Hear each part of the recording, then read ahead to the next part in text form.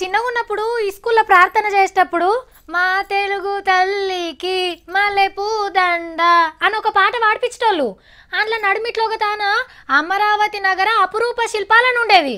ఇప్పటి పోరాళ్ళకైతే తెలియదు, ఎందుకంటే అది మనం పాడుకున్న పాట కదా. అయితే వెనకటి కాలం ఆంధ్రాల అమరావతి నగరం అని ఒకటి ఉండే. ఆడ మంచి మంచి శిల్పాలు ఉండేటియట. పుస్తకాలలో చదువుకున్నాడే కానీ ఎవ్వరు చూసినోళ్ళే లేరు.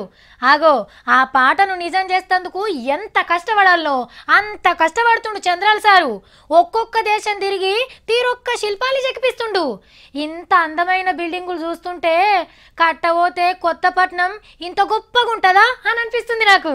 అమరావతి మహానగరం ఏ తీర్ల కడతారో తెలియదు గాని అద్భుతమైన గ్రాఫిక్ చూసే భాగ్యం కలుగుతున్నది. ఎట్లున్నది డిజైను? ఆంధ్ర అసెంబ్లీని గిట్ల కడతారట. మస్తుగున్నది కదా.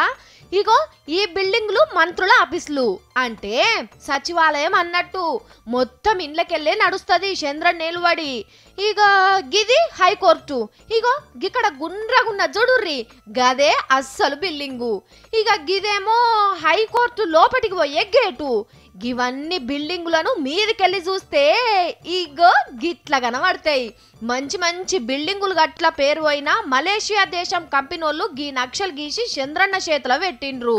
బాబు గారు నచ్చి ఓకే అంటే కొత్త బిల్డింగులు గీ తీర్లనే ఉంటాయన్నట్టు. ఇదివరకే జపాన్ కంపెనోళ్ళు ఒక డిజైన్, సింగపూర్ కంపెనోళ్ళు ఇంకో తీరు డిజైన్ చూపించిండ్రు. ఇంకా కూడా ఎవరన్నా ముంగటికి వచ్చి గీసిస్తే ప్రపంచ పటం లిర్కిస్తందుకు ఏ తీరు బిల్డింగులు కడితే మంచిగుంటుందో గది ఫైనల్ చేస్తారట.